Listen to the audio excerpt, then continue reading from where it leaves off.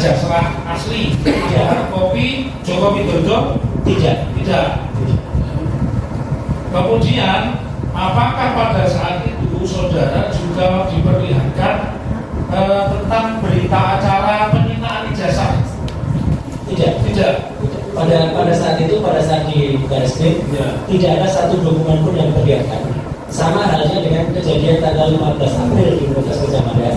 Tidak ada satupun yang dijanjikan dari 34 dokumen. Baru terakhir skripsi itu pun izin, majelis saya boleh sampaikan, tidak diambilkan. Bahkan yang waktu itu menyatakan diri kami adalah juara 2 nasional keterbukaan informasi publik.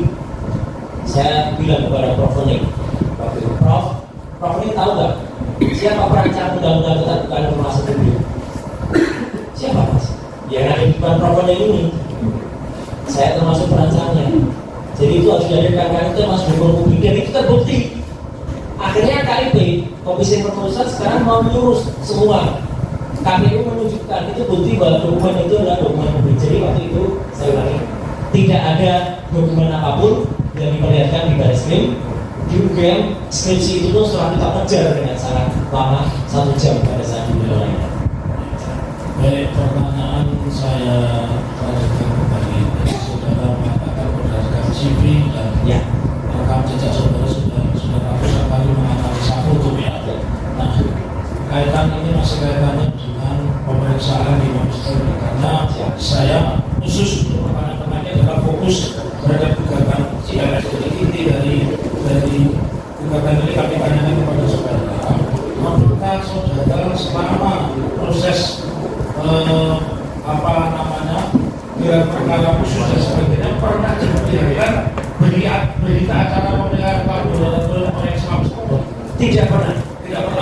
Satu-satunya yang pernah diperlihatkan baru pada tanggal 15 Desember di Polda Metro Jaya. Itu pun yang disebut-sebut ijazah asli, tapi saya masih tak meragukan karena itu print embossnya dan watermarknya printing ya. Kemudian ada berita acara penyitaan yang kita tulis tanggal 23 Juli tahun 2020. Pertanyaan selanjutnya itu ditunggu oleh bangsa Indonesia. Siapa kan beberapa kali ada di Polda maupun Mabes Polri, dan saudara mendengar atau pernah membaca bahwa telah dilakukan penyitaan sekitar 700 dokumen. Saya pernah mendengar ada sekitar 709 dokumen. Tapi yang mendengar pertanyaan saya selanjutnya, tadi kan saudara mengatakan 709 dokumen. Apakah di antara 709 itu satu pernah diperlihatkan kepada saudara? Belum ada satupun yang pernah diperlihatkan. Belum pernah diperlihatkan kepada saudara. Saudara kan ahli ya, artinya duduk di kursi di depan hakim, di depan penggugat, depan jaksa, depan siapapun itu pernah. Ya, saya ingin tanya kaitannya dengan 709 alat bukti itu. Menurut pendapat saudara sebagai ahli, bagaimana yang sebenarnya menguji bukti forensik dalam kapasitas keahlian saudara itu? Apakah cukup cerita 709 ini benar, apakah harus dibawa ke persidangan menurut ahli? Sangat tidak cukup kalau hanya dinarasikan. Terus harus dibawa ke persidangan dan bahkan sebelumnya diuji. Seperti yang saya melakukan pada ijazah nomor 115 Pronojiwo, 116 almarhum Hari Mulyono, 117 Trimurti Ningsih. Jadi diuji dulu masing-masing autentifikasinya. Saya tidak perlu kemudian pertanyaan langsung karena itu masing-masing Pronojiwo itu mengupload sendiri. Orang yang mengupload sendiri ijazahnya sendiri, masa kita bantah? Ya, itu kan asli dia. Trimurti Ningsih demikian. Almarhum Hari Mulyono, fotokopi ijazahnya ditujukan oleh Pak Sigit Sunarta bersamaan dengan dia menunjukkan fotokopi ijazahnya yang disebut Joko Widodo. Jadi artinya 3 itu sudah diuji dulu autentifikasinya, baru kemudian diuji identifikasinya, baru kemudian diuji komparasinya. Harusnya 700 sekian dokumen itu diuji masing-masing autentifikasinya, benar tidak, itu otentik tidak. Bukti-bukti yang ada di KPU pun izin majelis tidak Tidak pernah juga karena harusnya mereka diuji di ANRI, Arus Nasional Republik Indonesia. Menurut persidangan yang saya ikuti di KIP, dan saya pernah menjadi ahli juga di KIP, mereka tidak pernah melakukan itu. Jadi mereka itu hanya melakukan yang namanya verifikasi. Verifikasi harusnya ijazah aslinya dibawa dibandingkan. Itu pun tidak pernah dilakukan. Jadi yang melihat ada fotokopi, ada capnya juga. Inilah yang kemudian menjadi pertanyaan. Jadi pertanyaan bentuk adalah harusnya 790 itu dihadirkan di persidangan dan bisa diperiksa bersama-sama atau diperiksa oleh laboratorium forensik. Bahkan kalau kami menuntut laboratorium forensiknya juga harus laboratorium forensik yang lebih banyak supaya itu dipercaya seperti yang terjadi pada negara-negara modern lainnya.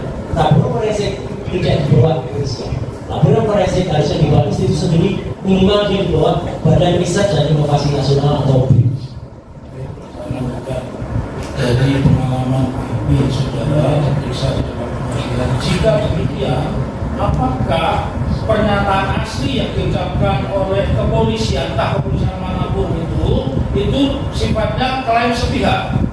Saya tidak boleh mengatakan klaim sepihak atau tidak, tetapi itu tidak lawful, artinya tidak berdasarkan hukum. Harus ada buktinya, namanya barang bukti atau namanya gelar perkara. Kok tidak ada yang digelar? Gelar perkara hanya gelar pelosok saja. Tidak ada barang bukti yang digelar. Saya lanjutkan pertanyaan saudara, ada yang mengatakan bahwa ketika saya menanyakan klaim sepihak, saudara menjawabnya harusnya dibuka di depan persidangan. Pertanyaan saya dari setiap sidang yang pernah ada dan pernah ada di putusan sebagai ahli, apakah mekanisme seperti yang ditunjukkan oleh Mabes Polri itu benar? Tidak lazim, saya mengatakan. Tidak lazim. Sependek pengetahuan saya, Mas Kris, kalau ada bukti, misalnya ada handphonenya dihadirkan, bukan hanya print outnya, handphonenya dihadirkan. Ijazah ini harusnya milik almarhum Bambang Budiarto dihadirkan, tapi karena itu pernah dihadirkan oleh adiknya langsung Pak Dajito, dan saya izin yang bersangkutan, saya pun sudah menunjukkan karena dulu pernah dihadirkan. Nah harusnya ijazah yang disebut ijazah Joko Widodo tadi harus ada di depan kita untuk bisa kita lihat seperti apa, dan kalau dibandingkan selesai, saya kira sudah kita bisa uji bersama.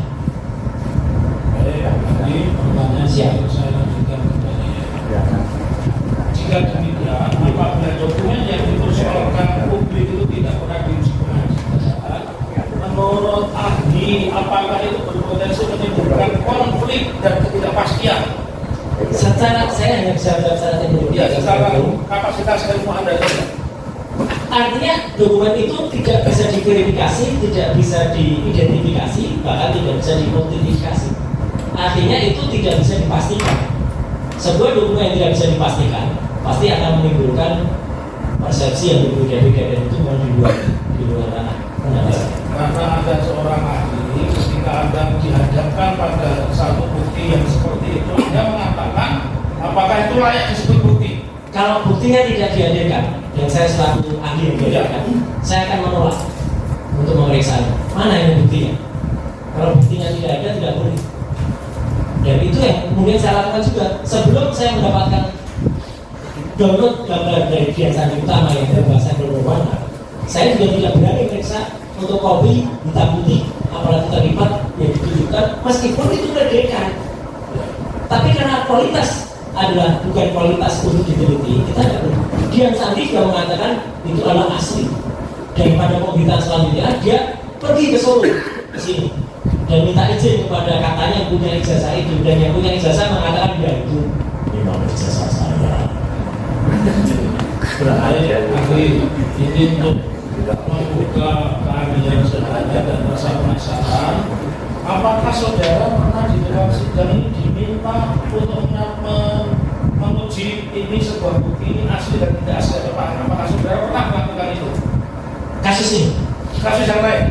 oh kasus yang lain selalu, Ya. selalu ada buktinya, bahkan selalu ada digital evidence ya, karena ada undang-undang ITE di pasal 5 ayat 1.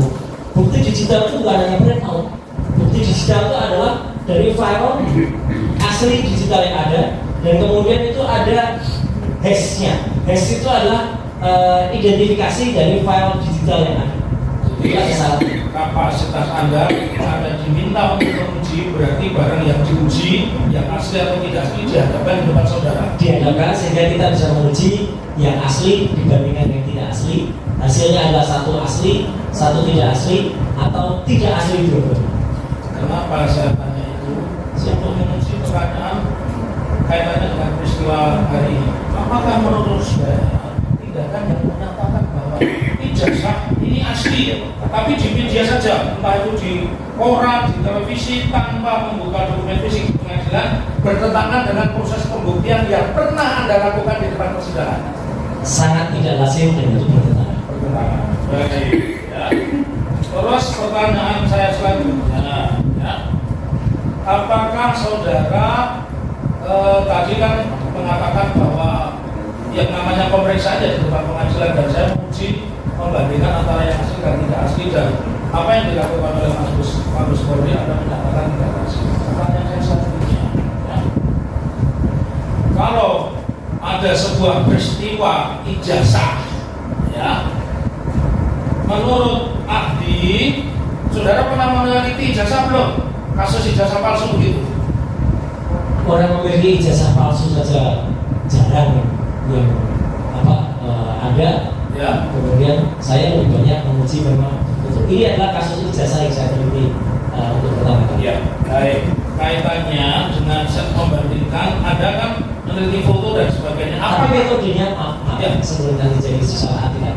Tapi metode yang digunakan sama, karena sama-sama barang digital, sama-sama gambar, sama-sama picture, software-nya juga sama. Pertanyaan saya mau mengarah ke situ. Ya. Kalau tadi saudara mengatakan bahwa foto alkohol diuji berupa sidang, ya, apakah untuk menguji ijazah itu juga ijazah yang asli dan ijazah yang palsu dan sebagainya, ijazah seri 1, 2, 3, 4 juga harus dihadirkan di depan sidang? Itu pertanyaan saya. Harus dihadirkan di depan sidang. Jika demikian, selama saudara mengikuti, saudara kan diundang di televisi itu sudah puluhan ratusan kali, dan saudara dihadirkan di Mabes Polri entah dalam kapasitas diperiksa atau tidak, ya, dengan kalian saudara, apakah pernah saudara mendapatkan informasi tentang ijazah asli Pak Presiden ke-7? Tidak, sesuatu yang kami pernah diperlihatkan dan itu disebut-sebut, kami quote and quote mau ditunjukkan, dipaksakan, lalu itu ijazah hanya pada tanggal 15 Desember 2025 yang lalu pada 3 perkara khusus di Polda Metro Jaya. Dan selain itu tidak pernah ada sosok ijazah yang diketahui. Karena saudara ya, menurut pendapat saudara, apakah ijazah Presiden ke-7 Joko Widodo itu harus diuji langsung di depan pengadilan, bukan hanya narasi? Harus diuji di depan pengadilan dengan ahli yang independen, ya. Jadi makanya dalam kasus yang lain silakan menjadikan ahli yang independen, tapi ahli yang benar-benar tidak membawa pengaruh dari institusi manapun yang terlibat langsung atau pihak yang ada di dalam kasus. Pertanyaan saya terakhir dari kami, saya tahu dari kami, apakah selama ini di forum apapun, ya, sengketa tentang satu kelompok yang mengatakan ijazah itu asli, satu kelompok yang mengatakan itu ijazah asli, pernah diuji di persidangan dan diselesaikan oleh negara? Sepanjang saya tahu, memang kasus-kasus itu pernah melibatkan sahabat saya juga almarhum Omar waktu itu diselesaikan dan memang terbukti kalau di sidang demikian juga yang besar terjadi pada beberapa bupati yang agak wakil itu juga diuji di sidang, dan artinya kalau terbukti ijazahnya yang dihadirkan itu palsu, ya harus dihadirkan. Ya. Apakah selama ini sengketa ijazah Presiden ke-7 Pak Joko Widodo pernah dibuktikan di depan persidangan? Itu saja. Saya belum pernah mendengar. Terima kasih. Cukup.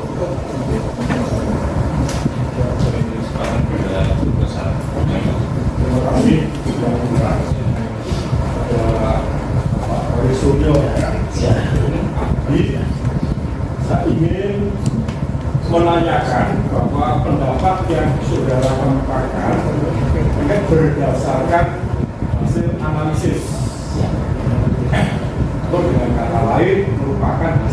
penelitian yang telah saudara lakukan berkaitan dengan ijazah Bapak Jokowi. Nah, kalau saya memperhatikan atas kesimpulan saudara memberikan kesimpulan bahwa skripsi tidak diuji